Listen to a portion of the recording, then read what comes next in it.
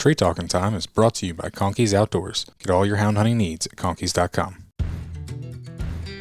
Welcome to Tree Talking Time, where we talk all things tree dogs, from the smallest feists to the largest hounds, treating squirrels to bears and everything in between. And from time to time, we might even run a little fast game.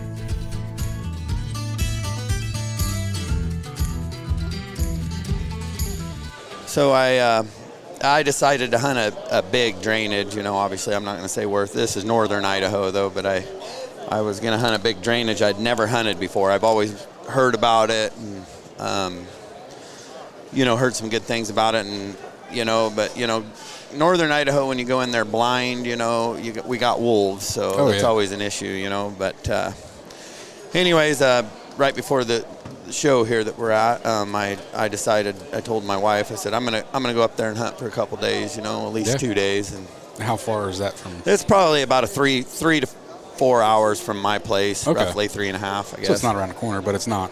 No, but it was real doable, that's hitting the freeway and getting up there, but I hunted a lot of places, but just not this particular place. And anyways, I drove on up and the first morning, I'm going up the drainage and the snow, real horrible conditions too to boot. I almost actually didn't go because the snow conditions were so bad, but it's been like that all winter. So it's like either you don't hunt or you go. What's your snow been looking like this year? I know snow. It is the most mildest winter that we've ever had up there. Yeah. I mean, I've lived there my whole life where I live in Idaho there, northern Idaho, and there's no snow. I haven't plowed my driveway one time, and I have a long driveway. I spend a lot of time plowing, so it's been nice that way, but not so much for the hunting. Yeah, for sure. But I've been out a lot, and we've been doing good despite the weather. But anyways, I get up there hunting, and I'm one of those guys when I'm hunting alone or even with a buddy, I don't care if it's a bobcat or I like the bobcat hunt, but I'll find whatever track's runnable and I'll tree a lion or whatever. Sometimes I just look for a bobcat because I like, in my opinion, it takes a little better cat dog to catch a bobcat than it does a lion. So heard that. Anyways, but going up there, my mindset was I'm going to turn loose on the first lion or bobcat, whatever I find first. Anyways, I go up there and I find some bobcats that I get the dogs out and they don't do much on them. I stick them on the track and the reason I can't, normally I can look at a track like most good hound guys and say, well, that was made last night or probably 2 days ago. They ought to be able to smell it. Well, this particular snow that we did have in the shade was like real powdered. Okay. Because it was real cold. We're talking 3 degrees that morning. And the snow was real powdery, like I said, and the problem was it'd been there like that for 2 weeks. So real hard to age a track. Then. Yeah, I mean it was really hard to age a track. Anyway, so I tried 3 or 4 bobcats. Dogs go out there and maybe get a bark or two, but end up coming back. And go on and find a lion track. Try that. Go a little further and I see a lion track and I get him out and I get a dog that opens it. Don't open, unless she can smell it, obviously. Mm-hmm. And so anyway, she opened a couple times. And I said, oh, well, I'll sit here and pour a cup of coffee and let them peck away at it, and they're cold trailing. And they ended up cold trailing up on the hill and back down onto the road and down the road. Well, a lot of I had 4 dogs on it. So 3 out of the 4 went on down the road, but I noticed one of them kind of veered up to the right, and was trailing, and she's a silent trail dog, which does drive me nuts. But I mean, she barks good if it's jumped or she's looking at it, and she's she's got a good nose. She trails them real good, but she's silent. And anyway, so I can't hear her or nothing. I can't send dogs to her or nothing because she won't bark, But I can tell she's on a track, with the GPS. Anyways, the other dogs, they go down there, and I find them on a lion track going backwards. In the frozen road, I can barely see the track, So I get them, and I come back. And anyways, I hear this dog that doesn't bark. She's barking now, running. And I knew that she had, whatever she was running or trailing, she had jumped anyways. Yep. And it was like 800 yards, but I could hear them just the way the ground laid, and I'll see if my dogs will go to her. And course, they headed to her and got them in there, and that was nice. A couple young pups and stuff, and they were running this thing hard. And I'm thinking lion at first, but then I'm thinking, well, it's not, it should have been treed by now if it's a lion, Yeah. And I'm thinking, what the heck, maybe probably a bobcat, I don't know, maybe running like a dang bear, so, but it's middle of the winter, But anyways, I get a good race. They go out of hearing, come back into hearing, all that good stuff. Drank lots of coffee while I was waiting. And anyways, they treed, so I got my backpack and stuff and headed in there to them. And I got to this big red fir, they had the bark chewed off of it, and they're treeing, and I'm looking, and I don't see nothing in the tree, I'm like, oh, well, these, and I know the dog that are treeing, they're not, I don't ever have problems with them slick treeing. I'm not saying it couldn't happen, but these particular dogs that I have, I've never really had slick tree, but that's what's going on in my mind, like, where's the cat, And, Yeah. I'm looking and can't find it, so finally I remembered I had binoculars in my backpack, so I dug them out, and I'm looking and way at the top of this red fir trees, I see spots with the binoculars. Nice. Bobcat. Nice, good deal. And it's kill season, and I'll shoot it to him. I'm not a big killer, but I shoot a bobcat, Yeah. And anyways, I got this 10-22, it's a sawed-off thing, and my son hates this thing. It needs thrown over the bank, but it's what I had in the back, and it's nice to have in the backpack, but I had it, I pulled it out, and I shot it 3 or 4 times. It didn't budge, I'm just kind of shooting up in there, and then anyways, I shot again, and I could see it moving up there, but I couldn't really tell, and I grabbed my binoculars there and looked, and I could see its back foot just kind of just shaking, thumping. So you hit it. And I was like, it's the hit, and then it just kind of goes to nothing, just dead. And I'm like, okay, well, roll out of there, Yeah. And anyways, it didn't roll out of there, unfortunately. I'm like, gosh, thinking I don't want to, a big old red fir tree, and I'm thinking I can't just fall this tree, and plus I'd have to walk clear back to the snowmobile, get the chainsaw, so obviously that wasn't an option. And I don't know if this is a northern Idaho thing or if other people have noticed this, but I had an old guy one time tell me, you're a big bobcat hunter, that, bobcat rarely tree. He told me this 15, 20 years ago. Okay. They rarely tree in trees that have limbs from the bottom up. They usually tree in a tree that is slick for a while. Okay. And I found that that's true where I hunt. It's rare. Normally they tree in trees that don't have limbs from the ground up. Yeah. Well, it just happened to be this thing had limbs. So, I'm thinking, probably not the safest thing. It's 3 degrees. It's cold. But I'm Out there by yourself? Yep. Of course. I'm going to have to climb up. And I never used to be scared of heights, but I don't know if it's my 40s or what. But I get a little wobbly at the knees. So, I decide I'm going to climb this tree, and I get up there about halfway, and I have to calm myself down. It's a big tree, and I'll speed the story up. But I get clear up to the top, and this thing was literally at the tippy top, and I know I'm getting close to the top, but I'm not seeing the foot or anything of it, and now I'm at the tree's about 3 or 4 inches, now it's feeling cold, like it could just snap, Yeah. And I'm looking out across this, it was solid trees when you're down there, but now I'm up high and I can just see forever. Beautiful view, but high, and I got kind of sick to my stomach, wobbly. I'm like, oh my goodness, and I just kind of hugged onto the tree and just quit looking out there. Yeah. And anyways, I calmed down there for a second, and it went about 2 more feet. And okay, I can see its foot hanging there, the bobcat's foot. And I reach up there, and I'm just barely tickling it with the tips of my dang fingers, and dang it. So I go up another couple inches, and 1 more limb, and now I'm really nervous. And I get a hold of that thing's back foot, and I pull on it, and it's just like pulling on a tied-off rope. It just felt solid. And I'm like, what in the heck, and I kind of shaking the tree a little bit, trying to get it to come. Well, it was just had a fork right there on the top, and it just went right in there, its stomach and its shoulders, and I mean, it was wedged.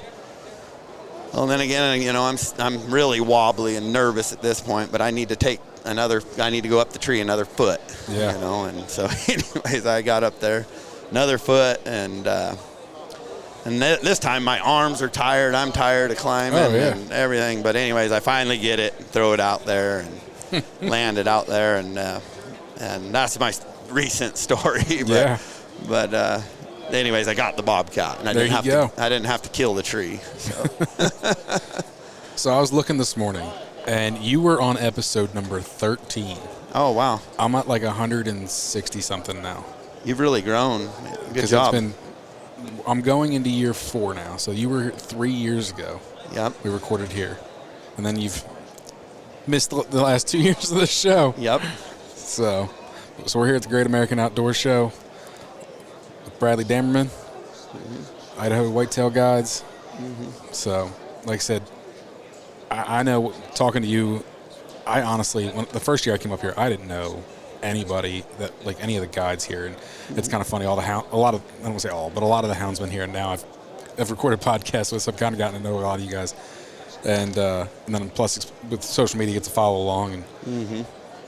But so you hunt Matthes Hounds, which I think is pretty cool. So I would tell anybody to go listen to 13 and kind of learn a little bit more about that.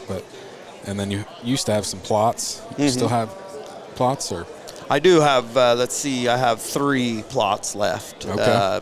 And thinking about a cross, I miss them. My heart's with Plotts. I love Plotts. A good Plott. Yeah.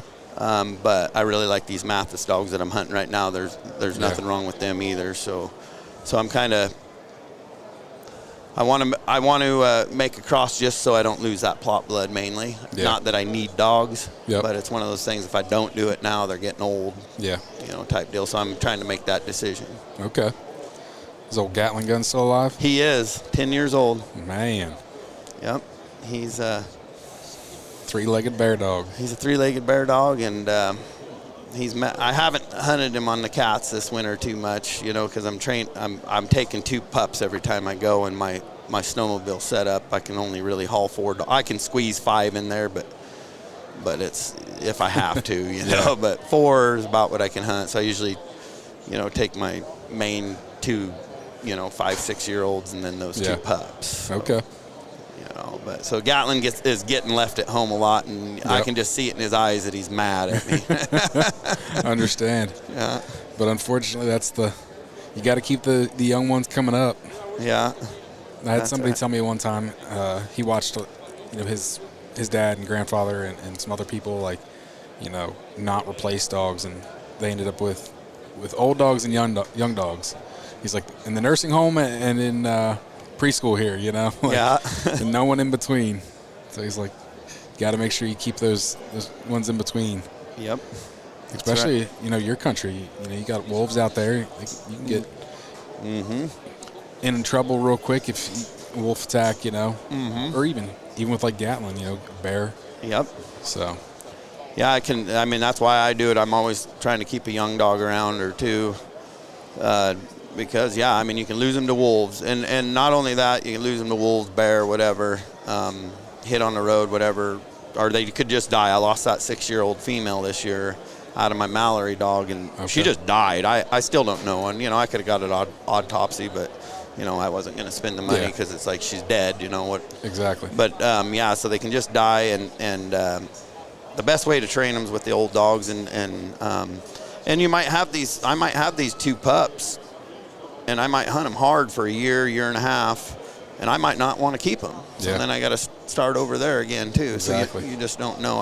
I'm pretty picky on. I kind of know the line, so the odds of them making a dog are pretty good. The ones I'm hunting, it seems like. So I'm not too worried about that, but it could happen. Well, and even if they make a dog, if it's something that you still really don't want, or they're quirky or trait that you don't care for. Or, yep. So I've got a good friend that. He's real particular, and he's sold a lot of good bear dogs. He's like, they're just not. He goes, I have a breeding program. He's like, I want to perpetuate. He's like, it's a good bear dog. A good bear dog doesn't always mean it's going to fit. That's right. The breeding program. So. Yep. for sure. There's a lot of reasons. Yeah. Yeah. So how's everything else been going up in northern Idaho? Obviously, you said you're not having much of a winter. How's that been for your cat season? It's been a challenge, but I had a really good cat season so far. I run. I don't know if I'd said this on the last one, but I usually run. The most I ever ran was 5, but I usually run 4 lion hunters a year. I only shoot toms. Okay. You can kill females where I'm at, but yeah. But I'm a hound guy, so I don't want to shoot females, and I don't want to wipe the population out because I like to hunt them. But all my hunters got nice toms. And I think all of them killed bobcats. So cool. It was good. It was a good season. The last lion hunter I just had, really super nice guy from back here actually, and I think it was day 5. We ended up finding a big tom, and we turned loose on that tom track there, and got it caught fairly quick. Yeah. Like an hour or something. They had it treed. With the cold trailing and everything. But anyways, I got to the tree. Well, I thought it sounded funny when I was walking into the tree because they were kind of barking funny, and it just didn't seem right. I got to the tree. Half the dogs were treeing, and I actually had a buddy with me with dogs, so I had more than I normally had. I think we had like 6 or 7 dogs there. And anyways, half of them were treeing, half of them were chewing on the elk kill that was laying right there. And the reason I brought this up is this elk kill, the lion must have never ran anywhere. It literally the elk was laying under the tree that it clumb, so it didn't run anywhere. Just the dog showed up there and it just popped up the tree there. Yep. But I got a video. The thing's still steaming, the elk. Wow. Literally had steam coming off of it still. That's it crazy. Just killed it. Yeah. Mm-mm-mm. So I thought about jerking the back straps out of that sucker in the hindquarters, but I didn't. Cow elk? It was a cow elk, yeah. Okay. Yeah. Must have been a pretty big tom to be able to take down that cow elk. It was a dandy of a tom. Yeah. I didn't weigh it. I skinned it right there, but it was. I bet you if I had weighed it, it would have for sure been 180 at least, if not bigger. Yeah. What's the biggest cat you've ever killed? Oh boy, I know that's such a. Yeah, I've caught a lot of nice. I personally have only killed 2 lions myself. Yeah, again, because I'm not a big killer. Yeah. Personally, I could have killed a lot, but I have been taking guys hunting and killing them. But I know 2 cats that have made buck in Idaho. Okay. That I can't remember exactly what the skull. They measure the skull. Yeah. But I can't remember exactly. But I believe it was around 14 something. I can't remember the exact number. But some big toms. Mm-hmm. Yeah, you guys have some big toms up there. That's for sure. Mm-hmm. Yeah. I was explaining that to my brother-in-law yesterday as we were talking. I'm like, the difference between like an Arizona lion versus like an Idaho lion. I'm like, if you want that big tom, you want to go north. You want that Idaho. You want that Montana. BC or something. Absolutely. I'm not saying you can't kill a nice lion in New Mexico or Arizona, but it's not going to be the same. Nope. I agree 100% for sure. Same with our bear. We get some big bear skulls over there. I mean, they might be only a 250-pound bear, but the skull's probably bigger than a lot of these 400 or 500 pounders sometimes. Really? But yeah. Wow. But just different feed and stuff. But, yeah. But they're there, and that's how they judge a bear anyways, the skull. But might not have the weight, but definitely got the skulls. Very cool. You get a lot of color phase out your way, don't you? Yep.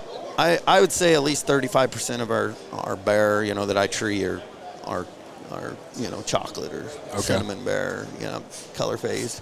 As an eastern guy like that would be pretty cool to get. Yeah. Black bears that's all you have out here, the freak color phase bear on the East Coast, it happens, but I always question that. I'm like, really? Where was that? Like, how does that just happen? Like, right. Yeah, you wonder. Somebody turn a bear loose and to get some color phase genetics here. Like, how does that happen? Right. Yeah, they are beautiful. But I see enough of them where I'm hunting that I don't think nothing of it when I walk in there and it's color phased. I don't even. There's another bear just because I'm so used to it. But. I know. I don't know if you're familiar with Dustin Clark. Has Cold Strike gear. I know he said he's in Arizona now, but he was in Utah. He said, I know he said before that color phase was more common than a black bear. He goes, if you actually see a black bear, like a nice solid black, that's more rare than a color phase bear down there. Yeah. So I noticed that in Idaho, some units, certain parts of Idaho, might have actually, it seems like, man, that drainage, we catch a lot of color phase, it's just weird kind of, like just bred over there more or something, but yeah. No, they are beautiful though, the different colors. Conkey's Outdoors is proud to be a sponsor of Tree Talking Time. Family, hunting, tradition is the Conkey's motto. They understand the importance of passing down the tradition of hound hunting. They are a family-owned business that treats you like family. They also understand the importance of having the gear you need when you need it. Conkey's carries everything for your next hunt, and it ships to your door quick. They also offer great warranties on all tracking systems and financing options. Check them out at conkeys.com. You can also use the code TreeTalkingTime5 in all caps to save as well. do you do any fall bear hunts or? I do, yep. Okay. So that's always been a real. I'm all hound guy. I mean, you probably know me enough now by now, but one of my passions besides hounds is calling in elk. Mm-hmm. I love to call. I just did the elk bugling contest here just now. That's unfair. They shouldn't let you outfitters. I know it. There was other guides in there, just so you know, not just me. But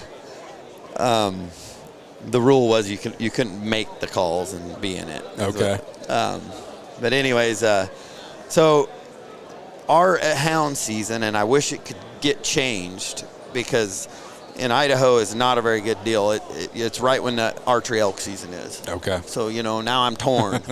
Yeah. I hunt a lot with the hound, so it's like I only get 3 weeks to a month with the elk. So I always hunt a little bit in the fall, but not as much as some guys, and we have a really good fall season and stuff, but it's right during elk season, which is just dumb because it just divides hunters. You get you're up there on the mountain and you got some guy down here elk hunting. He's pissed off because you turned a bunch of hounds loose and barking, and so really it's a bad deal all the way around.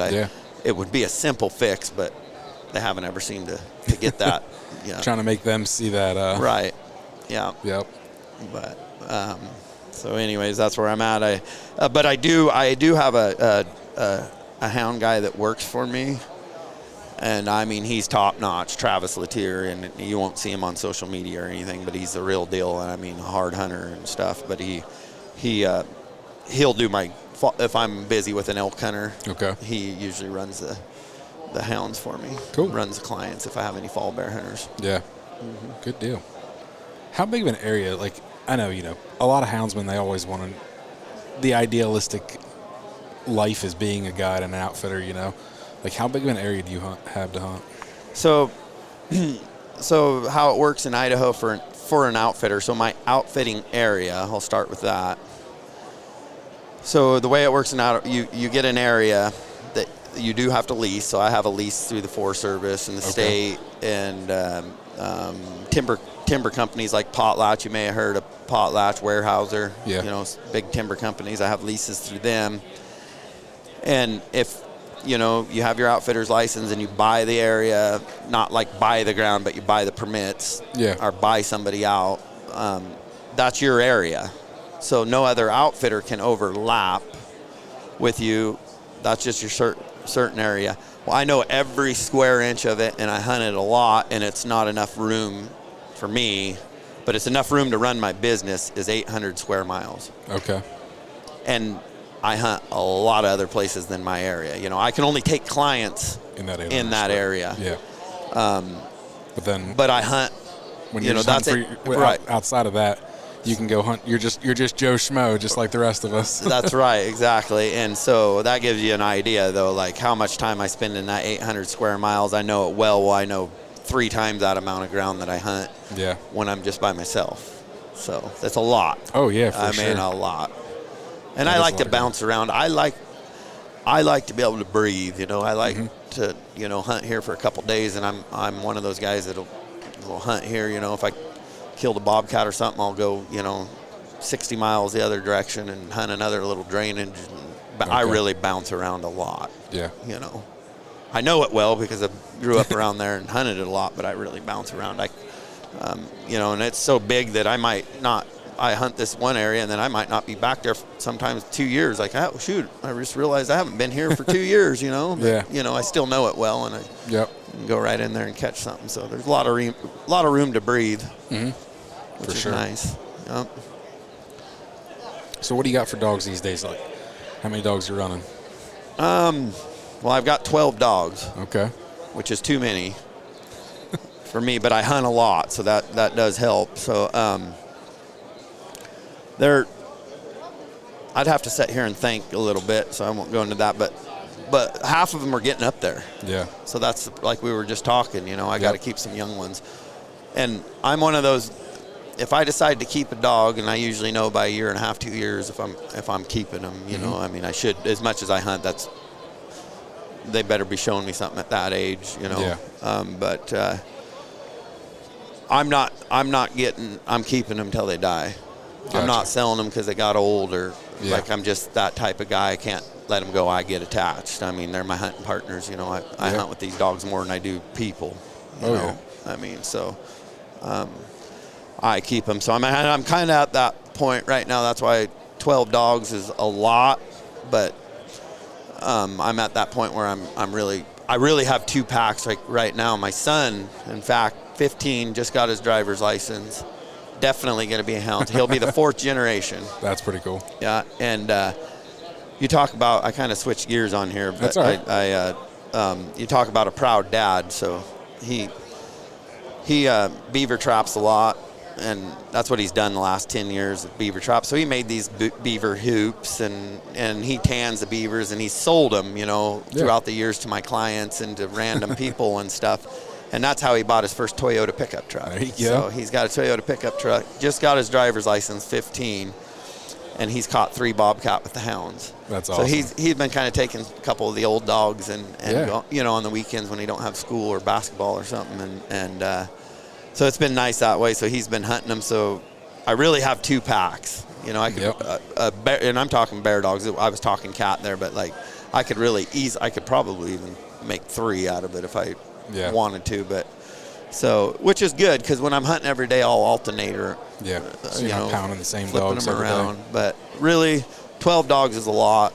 I doubt if I was still just had a regular job and working 8 to 5 for 5 days a week, I'm not sure I doubt I'd have 12. But you know, where I'm running a business and getting to hunt pretty much every day I want, pretty much. There's a big difference. Big difference. Yep. So yeah. How about you? What do you got there? I only have a couple. I only have 2, and heck, the one's 5, and the one's a 1.5 old, and the 1.5 old needs a ton of work still. Yeah. But I'm hoping before summer, but this spring she really turns on. We'll see though. Yeah, time will tell. Yeah. Yep. We'll have to get you out to Idaho. I know. I've had quite a few offers like, hey, you should come on out, and it's like, I would love to, but. Time. That's not an easy feat with you know, a job and kids and everything else. Yeah. No. So we'll definitely get out there one of these days. Yeah, for sure. You got any more good stories? Shoot, I don't know. Hound stories, obviously. How about a good bear hunt? I'm thinking here. Did I tell you about that? I can't remember. You said 3 years ago, but did you ever see anything on my Instagram about that rifle that old lady gave me? I don't think so. So, I told you that I'm a Plott guy. You know that, even though I have this Matthes stuff. But there was a lot of old. My grandpa, pretty much, he owned the famous dog Bear Path Gunner. Yep. Clay Newcomb and stuff wrote an article and stuff. So there's a bunch of them old guys, that I kind of knew, and they were hunting with my dad and grandpa when I was young, and just Carl Carney's one of them that was a big Plott guy then, and a lot of these people might not know who I'm talking about. Fuzzy Frost, though, was another one. Oliver Smith, all these big name guys. Oliver Smith sounds familiar. I'm sure you've heard of Oliver Smith. Yeah. He had that Cascade Big Timber. Yep, that's why. Yep. So he had money. This Oliver Smith had money, and so this Fuzzy Frost was a big hound guy, but he kind of hunted Oliver Smith's dogs for him. Okay. Or at least at one point or another, you know, and and that's how he kind of got a name in the Plott world back then. Mm-hmm. And they were all good. I mean, Plott guys, man. They'd probably gut shoot me if they seen what I had down at my kennels now. But be disowned by your grandfather. Oh yeah, it wouldn't be pretty. But anyways, I was kind of shocked. So Fuzzy, he ended up close. You know, we live around a bunch of small towns. Like I have 250 people in the town I live in Idaho there. And then there's a lot of little towns branched out. And they used to always all be connected by railroad. But anyways, he lived about 30 miles from us. And my dad owns a little old bar in one of these little towns, you know. I don't spend much time in it, but these old guys do, you know. Yeah. Anyways, you know, I'd see Fuzzy Frost, you know, and I'd whip out my old cell phone, you know, and show him a few Plott pictures and some, and, you know, he'd talk about his old hunting days, and he was out of it and stuff. And I really enjoyed this old guy, just a real good guy. And anyways, so he passed away it's been, I want to say 2 years ago, but you know how time flies. But anyways, not too long ago. And anyways, my dad called, and he'd be at my dad's bar, and his wife too is Sue. She'd down there. But anyways, they called me down, and I went down to the bar and didn't think nothing of it, and was sitting around, and Fuzzy's dead now. You know, he'd already died. We already buried him. But we're sitting around there, and my dad and his buddies are like, Sue's got something for you, you know. And I turned around, and she's like in tears, and I'm like, you know, I have no idea what's going on. I'm like, what's wrong, Sue? And anyways, I turned around, and Dad's got this rifle, this old 350 Remington or Magnum, you know, iron sights, just a beautiful bear hunting gun. And his wife says, Fuzzy'd want you to have this. That's awesome. And I was like, wow. I mean, I was just like, it's just a beautiful rifle, and I knew what kind of hound guy Fuzzy was. He was the real deal. I can guarantee you that, and it meant a lot to me. And I said, I'm going to hang that. I'm going to hang that up on my mantle at home, and treasure that. She says, nope. She says, Fuzzy'd want you to use it. I said, I could put her to good use. Yeah. And I said, I'll tell you what. The first bear I kill on the ground, I'll send you a picture of it in the rifle. And I'm not kidding you. 2 days later, I'm out there hunting alone. I had clients at the time, but they went home, and I was in between hunters. And if I'm going to kill a bear, it's not in my guide area. Usually, I got tons of room to breathe. So I usually hunt, you know, somewhere I don't guide, but I'm hunting somewhere else, and I've been beating around for a long time looking for a bear strike, you know, and I hunt off four-wheelers there. You know, you really have to. You don't have to, but you should with the wolves and everything, and some of the roads that are shut off. You need a four-wheeler. Yeah. And I have a pretty good setup. I can haul 6. I can haul 7 if I needed to, but I can haul 6 dogs comfortably, and I have all 6 of them. But anyways, I've got half my Matthes dogs and half Plotts in the back, and I'm beating around, and I don't think I'm going to get a dang bear race, you know. But anyways, at about 10:30, late 11, you know, getting kind of pretty hot, you know, and anyways, they kind of struck, and I let a couple dogs off there, and they fooled around and opened and stuff, and I thought about calling them out of there and just go on home. You know, I had stuff to do, but I was like, I'll just see what they do, you know. And I sat there and drank a cup of coffee, and they opened every once in a while. Anyways, they start trailing this bear, you know, and they're moving it slow, you know. But anyways, they go over the hill, you know, and it's one of those deals. They're not that far, but it takes forever to drive around there, you know. So anyways, I start the drive around, and I get on around there, and I think they're still trailing. I can see on the GPS they hadn't went any farther, but I pulled around there and shut the four-wheeler off, and I could hear them just screaming, and I knew they were baying this thing, you know. Yeah. And anyways, well, it's kill season. I have a bear tag, you know, a couple young dogs in there. Yeah. And I just looked at that 350 and I said, all right, Fuzzy, let's see what this thing can do, And I grabbed her and I headed into them, and they were 600 or 700 yards steep. You know how anybody that's ran GPS is 600 yards sometimes ain't as easy as it sounds, For sure. But they're coming at me, so they're perfect, and I head up in there. And anyways, for whatever reason, that bear it flips, and it starts going back the way I started it. Then I got in behind him. I could just see glimpses of dogs every once, and I was just gutted going up this hill. They were just baying it.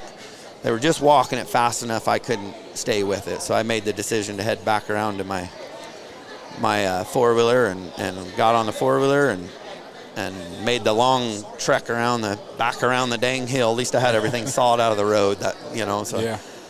I come around and they were coming right where I started the bear. I can see on the GPS and I see that I'm probably not going to get there in time. But anyways, it got across the road before I got around there, and I just shut the four-wheeler off and I could hear them down in there, but there were ways, and I was like, I'm going to walk up there and see bear track, because I still haven't seen this bear. Yeah. And I walk up the road, and it's kind of a sandy, muddy road there, and I mean, there's a bear track. I was like, this ain't your average Idaho bear. This is a bear, I mean, this thing got a big, big foot anyways. And so anyways, make a long story short, I went in on a couple occasions and never did get them, and then finally, I think it was like around 7 hours later, I had gotten a position where I could head them off, and I had the 350, my new 350, and got up there, and they were baying her right at me, and I mean, that thing walked out at 25 yards. Dogs baying it, just doing an awesome job baying right behind it, and it's just walking, and I just put her right behind the ear and touched her off and dumped it right there, and nice. Put the old 350 to use. So might not be the greatest story, but it was a sentimental story anyways. That's awesome. And what a hound guy Fuzzy Frost was. He really was a true Plott guy. I will say that is one thing about Plotts. If you were a Plott guy, you are a Plott guy through and through. Yep. There's very few other breeds that have the loyalty that Plotts do. They do. And those guys were loyal. But anyways, I have that picture of the two Plott dogs and that big chocolate bear too. Okay, nice. I actually shot it above the road. I'd been on foot all day, but where I shot it, I got it rolled down, and it was steep enough. I rolled her down into the road there, and I got it out whole, and it weighed 365 gutted. Wow. Which is a big bear in Idaho. Yeah. And that's spring too, not fall. So fall, it would have put another 7,500 pounds on, and that's just a big bear for Idaho, weight wise. And anyways, I was happy to send. I had Emerald and Jade, two of my Plott females, in there, and I took a picture and sent it to old Sue. There you go. She had a picture of the rifle. You made sure to hide them Matthes dogs, didn't you? I did. I left them on the box. Well, I appreciate you sitting down with me. I don't want to hold you up too long here at the show, so I appreciate you sitting down with me again. I appreciate you having me, and a good job. I like listening to your podcast, and I like following you on Instagram. So thank you. All right. You can find me on Facebook and Instagram at Tree Talkin' Media. And until next time, keep them talking in the timber.